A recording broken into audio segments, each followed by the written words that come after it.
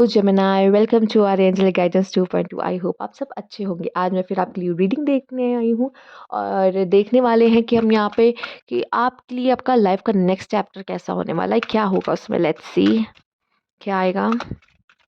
Cards please guide Gemini.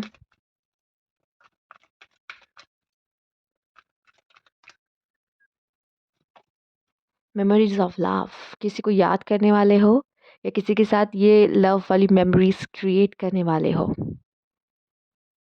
Okay या oh my God, heart and loss. या फिर कुछ लोग के लिए मुझे ये भी दिखाई दे रहा है, सबसे रेजोनेट ना हो पर आप कुछ कुछ किसी के साथ प्यार था बट दिल टूटा मे बी, तो उस लव वाली मेमोरीज को रिलीज भी करते हुए दिख रहे हैं कुछ लोग। ओके, थर्ड आई चक्रा। ओके, आपको कोई चीज़ हर्ट कर सकती है, कोई चीज़ पेन दे सकती है, ठीक है। तो बहुत ज़्यादा अटैचमेंट अगर आप किसी चीज़ से लगाओगे तो ये चीज़ होके रहेगी। एंड थर्ड आई चक्र आपके लिए ये बता रहा है कि कहीं ना कहीं आप काफ़ी इंट्यूटिव फील करने वाले हो, आपकी इंट्यूशंस काफ़ी अच्छी रहने वाली है। आप दूसरों को गाइड कर सकते हैं, खुद को गाइड कर सकते हैं। Emotional loss, oh my God, hmm, pain, दर्द, इसमें मैं आपको क्या बताऊं। देखो, जितनी देर लॉस में रहना रहो, कोई प्रॉब्लम नहीं है, पेन में रहना है रहो, बट ये है कि फिर उठ के खड़े भी होना है। ये नहीं कि देखो, मैं कभी ये नहीं कहूँगी कि अरे इसमें कौन सी बहुत बड़ी बात हो गई, क्योंकि लॉस जब होता है, पेन जब होता है तो अंडरस्टैंड टाइम लगता है हील होने में, ठीक है। तो अपना टाइम लो, अच्छे से लो, कोई प्रॉब्लम नहीं है, ठीक है। जैसे हैप्पीनेस को एंजॉय करते हो वैसे पेन को भी सहना ही होगा, राइट। तो उसको भी फील करो और बाहर निकलो, ठीक है। क्योंकि ये परमानेंट नहीं होता, हर चीज़ लाइफ में टेम्परेरी है, चाहे वो लव हो, चाहे वो हैप्पीनेस हो, चाहे वो लॉस हो, पेन हो, सब टेम्परेरी है। तो हो सकता है कि किसी चीज़ का दुख हो आपको जेमिनी, किसी बात का दुख हो जाए आपको, ठीक है। पर ये कहीं न कहीं आपको बचा रहा है। जैसे कि अगर थर्ड आई चक्र आया है तो मतलब काफ़ी स्पिरिचुअल।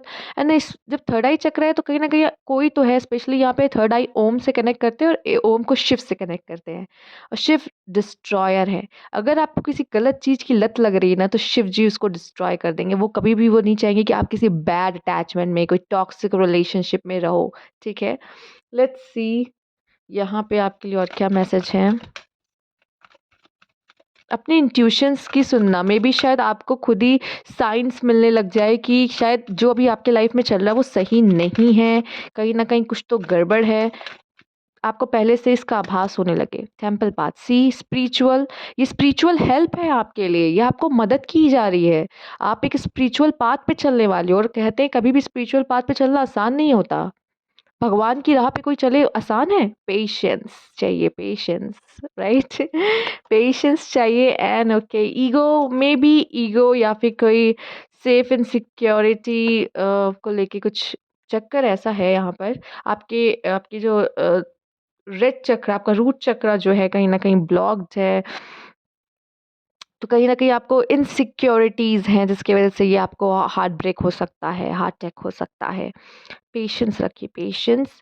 ईश्वर जो भी प्लान कर रहा है, जो भी कर रहा है, आपके अच्छे के लिए कर रहा है। और जो भी सच्चाई की राह पे होते हैं, सही राह पे होते हैं, स्पिरिचुअल पाथ पे होते हैं, उनकी राह में बाधा आती है।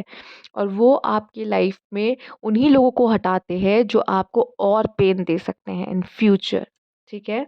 लेट्स सी आपके लिए और क्या मैसेज है।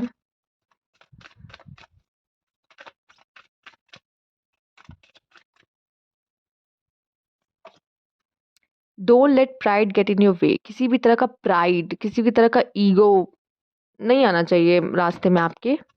The energy is gaining momentum. अब मे भी शायद ये चीज़ें शुरू हो चुकी हैं, पहले से ही शुरू हो चुकी हैं, आपको एहसास हो रहा है। होल्ड योर विजन, जो चाहिए लाइफ में सिर्फ उसी का ध्यान करो, उसी के बारे में सोचो सिर्फ, right. Your commitment is being tested, ये आपका टेस्ट में भी लिया जा रहा हो, ठीक है। कि आप कितने उस चीज़ से कमिटेड हो, क्या कर सकते हो उस चीज़ के लिए, जो बोलते हो वो करते भी हो या नहीं। तो एक तरीके से उसका टेस्ट भी लिया जा रहा है। Let's see bottom of the deck देखेंगे यहाँ पे, the garden and the gate. आपकी सिचुएशन में एक बहुत बड़ा चेंज आने वाला है, बदलाव आने वाला है। And your commitment is being tested, ये तो हमने देख ही लिया था। लेट्स सी आपके लिए स्पिरिट गाइड्स का क्या मैसेज है यहाँ पर। स्पिरिट्स आपको क्या बताना चाहती हैं Gemini. inner strength, come back to wholeness, recognize that you have the power.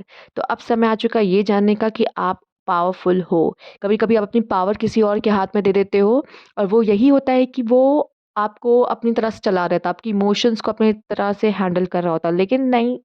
अब आप अपनी पावर में आने वाले हो, आपका कंट्रोल, आपकी लाइफ का कंट्रोल अब आपके हाथ में है। आप जैसे चाहो उसको वैसे डायरेक्शन दे सकते हो, या कह सकते हो कि उसमें जो चाहे वो कर सकते हो अपने लाइफ में।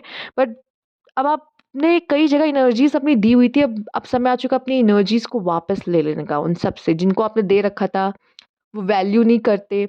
अपनी एनर्जीज़ अब उनसे ले लो, मतलब अपने इमोशन जहाँ इन्वेस्ट कर रखे थे, अब खींचने का समय है, ठीक है?